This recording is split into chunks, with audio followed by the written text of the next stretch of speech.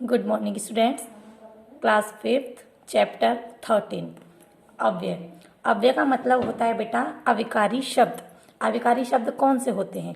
वे शब्द जिनमें मैंने शायद आपको पहले भी बताया था बेटा, जिनमें लिंग वचन और कारक के आधार पर कभी परिवर्तन नहीं होता। उन वाक्यों में कभी परिवर्तन होता ही नहीं है, वे कभी अपना रूप नहीं बदलते, वैसे के वैसे ही रहते हैं। विकारी में क्या बताया था?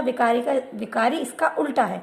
जैसे लिंग वचन और वाक्य के आधार पर बदल जाते हैं, वाक्य बदल जाते हैं लिंग के आधार पर, वचन और कारक के आधार पर। जैसे मतलब विकारी शब्द में कौन कौन से क्या क्या आता है? संज्ञा, सर्वनाम, क्रिया और विशेषण। और अविकारी शब्दों में क्या क्या आता है? क्रिया विशेषण, समुच्चय बोधक, संबंध बोधक और विस्मयादि बोधक, जिनका अब हम डिटेल में अध्ययन करेंगे। ओके बेटा, स्टार्ट करते हैं। क्रिया विशेषण। क्रिया विशेषण का क्या अर्थ होता है?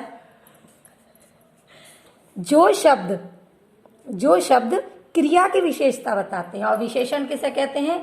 जो शब्द संज्ञा या सर्वनाम की विशेषता बताते हैं उन्हें हम विशेषण कहते हैं। अगर ये बात बेटा आपको अगर आप लोगों ने ध्यान में रख ली तो आपको विशेषण और क्रिया विशेषण में अच्छी तरह से अंतर स्पष्ट हो जाएगा।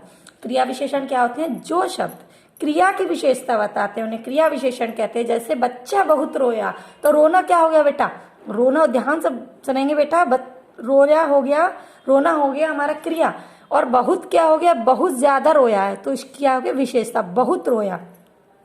सांप धीरे धीरे चलता हुआ गाड़ी में छिप गया, सांप धीरे धीरे चलता हुआ झाड़ी में से छिप गया।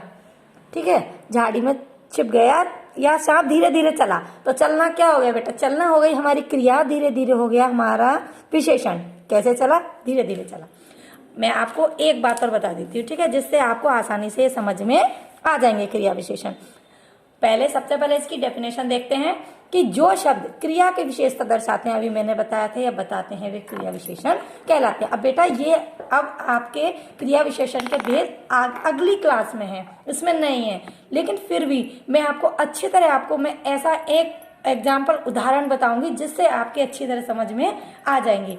इसमें नहीं है आपके, मैं अपनी तरफ से बता देती हूँ कि क्रिया विशेषण के 4 भेद होते हैं। क्रिया विशेषण के कितने भेद होते हैं? 4। इन 4 भेदों में आपको जैसे सेंटेंस में अगर ये पता है कि यहाँ, वहां, कहाँ, कब, कैसे, इस तरह के अगर आपका वाक्य आता है और आपसे बोला जाता है कि इसमें क्रिया विशेषण शब्द छांटिए, आप आसानी से छांट सकते हैं। किस तरह से?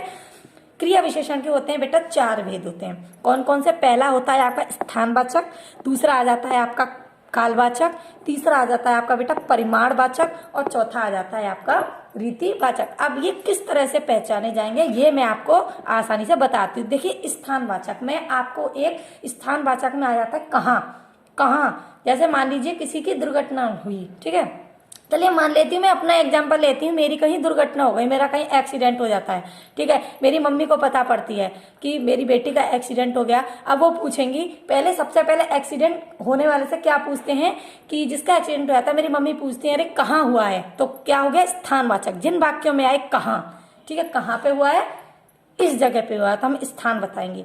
फिर आता है कालवाचक, फिर पूछती हैं कि कब हुआ उसका एक्सीडेंट, फिर कब हुआ, मतलब किस समय पे हुआ, सुबह हुआ, शाम को हुआ या दोपहर में हुआ। तो अब ये आ जाता है बेटा कब, ये आ जाता है कालवाचक कि कब हुआ।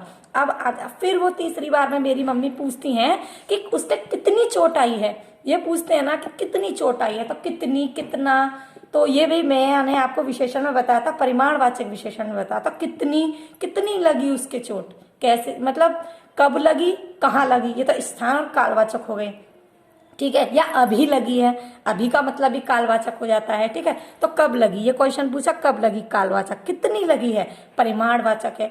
अब चौथा पूछते हैं कि वह कैसी है, ज्यादा तो नहीं रो रही, मतलब मुस्कुरा रही है, कि धीरे से लगी है, उसे शीघ्र जल्दी से लेके आओ, कि अचानक की चोट तो नहीं है, उसके गुम चोट तो नहीं लगी। तो इस तरह से ये हो जाएगा रीतिवाचक। रीतिवाचक में प्रश्न पूछता है कि मम्मी मेरी पूछेंगी कि मेरी लड़की कैसी है, ठीक है, तो इस तरह से आगे कैसे। अब आई होप ये बहुत इजीली तरीका है, ये मैंने जो अपनी तरफ से ये तरीका अपनाया है, मैंने ये एग्जाम्पल खुद बनाया था, क्यों कि बच्चे आसानी से समझ ले। इसलिए कहाँ हुआ एक्सीडेंट, स्थान, कैसे, कब हुआ, सुबह हुआ या दोपहर को हुआ, कहाँ पे हुआ, किस गली में हुआ है, किस जगह पे हुआ है। परिमाणवाचक उसके कितनी चोट आई है। रीतिवाचक वह कैसी है, जोर से तो नहीं रो रही, उसे शीघ्र जल्दी लेके आओ, अचानक की चोट है, गुम चोट है, इस तरह से रीतिवाचक। अब ये आपकी समझ में आ गए होंगे कि क्रिया विशेषण की पहचान कैसे होती है। अब मैं आपको बताती हूँ कि बच्चा कैसे रोया। तो नहीं, बच्चा कैसे रोया, तो कैसे रोया, इसमें प्रश्न निकल के आएगा कैसे रोया, तो कौन सा हुआ बेटा इसमें, रीतिवाचक। ठीक है। श्याम धीरे धीरे चलता है, श्याम धीरे धीरे चलता है, कैसे चलता है, धीरे धीरे, तो बेटा ये भी रीतिवाचक हो गया। वहां राष्ट्रपति जी ने भाषण दिया, तो कहाँ पे भाषण दिया था राष्ट्रपति जी ने, तो स्थान आ गया, कहाँ दिया है, वहां पर दिया है। विजय चौक पर तिरंगा फहराया गया, कहाँ पर तिरंगा फहराया गया, तो बेटा कहाँ पर फहराया गया, विजय चौक पर फहराया गया। तो इस तरह से बेटा आई होप आप लोगों को क्रिया विशेषण समझ में आ गए होंगे। मैंने ये किताब से, बुक से थोड़ा हटके पढ़ाया है जिस तरह से आपकी समझ में आ जाए। ओके बेटा, ये आपका क्लियर हो गया। इसमें 4 हैं। ठीक है, मैंने आपको बताया था क्रिया विशेषण, समुच्चय बोधक, विस्मय बोधक, संबंध बोधक। तो आज मैंने आपको टॉपिक पढ़ाया क्रिया विशेषण, इसे अच्छे से रीड करेंगे, इसकी एक्सरसाइज को भी देखेंगे आप। ठीक है, क्रिया विशेषण और क्रिया विशेषण में अंतर तो मैंने आपको बता ही दिया। विशेषण मतलब जो संज्ञा सर्वनाम की विशेषता बताते हैं, और क्रिया विशेषण में जो शब्द विशेषण क्रिया की विशेषता बताते हैं। ठीक है, ये आपका हो गया। अब ये आपको खुद, आप इसे खुद फील करने की कोशिश करेंगे, उसके बाद में आपके पास भेज दूंगी बेटा। ओके बेटा, अच्छे से आप इसको करेंगे। वैसे तो मैंने इसको आप अच्छी तरह से देखेंगे, मैंने आपको ये 4 प्रकार बता दिए। हो सकता है कि मैंने इसमें कुछ गलत लिख दिया हो। ठीक है, अब आप अच्छे से इसको देखें, अगर सही को भी अगर गलत किया बेटा तो फिर ये आपकी बेवकूफ़ी है। इस तरह से पहले आप इसको देखिएगा, अच्छी तरह से इसको फिल करने की कोशिश करो बेटा, उसके बाद मैं आपको आगे बताऊंगी। कल हम नेक्स्ट टॉपिक स्टार्ट करेंगे, संबंध बोधक मतलब प्रपोजिशन। ठीक है, ओके बेटा, अगर आपके फिर भी समझ में नहीं आते हैं, वैसे तो बेटा मैंने इतनी अच्छी तरह से क्या आपको बताया कि आप अच्छी तरह से समझ गए होंगे। अगर फिर भी आपके समझ में नहीं आता है तो आप मुझसे कॉल करके पूछ सकते हैं। ओके बेटा, थैंक यू।